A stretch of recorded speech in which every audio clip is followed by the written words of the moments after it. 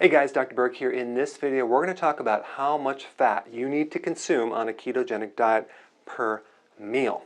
Okay? There's a lot of theories out there, but I have an unfair advantage because I have a lot of people I can practice on in my clinic to see what works and what doesn't work. Okay? I'm going to show you what works.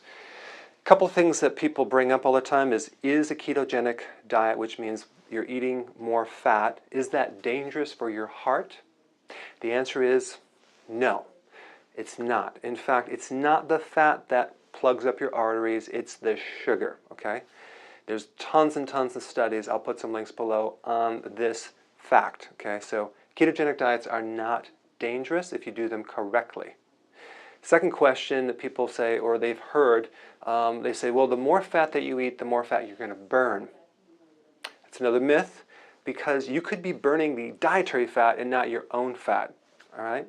Now, the whole concept of a ketogenic is that you're having very low carbs, okay, moderate protein, higher fat. What I found is we want zero sugar, unlimited vegetables. In fact, we need more vegetables because if you do this, ketones are acidic, and the ketones can potentially raise your pH, and you can end up with either gout, a type of arthritis, or kidney stones, okay? So the way to prevent that is to consume a lot of vegetables and also lemon. Lemon actually prevents kidney stones. The other key is to don't consume sugar with fat. Why? Because it will increase insulin even more. So we don't want to add the sugar to this eating plan at all. The other point is you want to do this gradually. If you're increasing fats too quickly, it's going to overwhelm the gallbladder and you're going to have right shoulder pain, okay, and bloating, things like that. That's why I recommend that if you're going to do this, highly recommend the gallbladder formula, because that gives you the enzymes and the bile to help handle this fat in the transition. Number three is that it does take time to adapt your body to fat burning. All the cells must change their enzyme structure, their machinery to handle this new fuel source, because we're eliminating the glucose and we're increasing the fat, and it does take sometimes between 2, 3, 4, 5, even 6 weeks to make this transition. In the process, we're going to do this nice and gradually so your body can go right into it and you'll feel really good. Now let's talk about how much fat that you really need. Now, these are lists of fats that you can potentially consume. And by the way, I have a link that I'm creating below so you can download this chart, which actually is right here. This one right here. So basically, this is kind of a short version. Heavy cream. 1 tablespoon is 5 grams of fat, okay? So an average person, and this is very general, needs between 20 and 40 grams of fat per meal, okay, on a ketogenic diet. So this is 40 would be the high scale, someone really large has been doing it a while. 20 is someone smaller and they're just starting out. Okay, so we're going to calculate this kind of like mid-range at 30 grams, okay, just to give you an average. So heavy cream, and you can make whipping cream. I have a video on that. You can make all sorts of things with heavy cream. 5 grams, you would do 6 tablespoons per meal. Like you're going to have that right after the meal as your fat. The fat's going to allow you to go longer so you're not as hungry, and it's not going to increase insulin, is exactly what we want. And you may only be doing 2 meals. So if you're concerned about calories, which I actually did add calories to this, do 2 meals, especially if you're not working out. I mean, you'll find that once you adapt, you can burn your body fat as a fuel source and you can go a long period of time without having to worry about it. Now, egg is 5 grams of fat. Now realize that there might be more than 5 grams for the egg, but we're talking 5 grams of fat. So 1 egg is 5 grams, so you need 3 to 4 eggs per meal. I do 4 eggs in the morning. Sometimes people do 2 or 3. That's totally fine, because you don't have to, you can combine these in certain ways. So now let's get to the beef. We got 3 ounces is 16 grams. So about, 3 to 6 ounces of beef. So what I want to show you is kind of an example of this beef that's frozen right here. This is some beef that's 85% lean. I do not buy the 90% lean. I like the 80%, but it's hard to find it. I like this thing to be more fat, but this is the type I have, which is grass-fed organic beef. And just so you know, I do the pasture-raised organic eggs. That's the type of eggs that you need to consume. And so then we get coconut oil, right?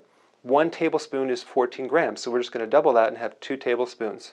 Now you can put that on your vegetables. You can make little treats. There's all sorts of recipes you can make, but that's the type of amount of fat that you would need per meal. Brie cheese, 3 ounces, 28 grams. So you would just do 3 ounces. So I'll show you. Brie cheese is very high in fat, and I actually took this and I drew these little lines here to show you what 3 ounces is, just to give you an idea. It's a little slice of this. This is like 4 3-ounce sections. This is 12 ounces of cheese, and one of these for a meal would give you enough fat. But this also has the protein, so you could kill 2 birds with 1 stone. And I do a lot of cheese. Another idea, here's some other cheese right here. This is a German cheese. Just less than half of this is 3 ounces. Okay, so that gives you an idea. It's kind of like a little bit bigger than it's kind of like yeah, it's not a card deck, but it's a little bigger than the palm of your hand. But half of this would be 3 ounces, okay, just to give you an idea.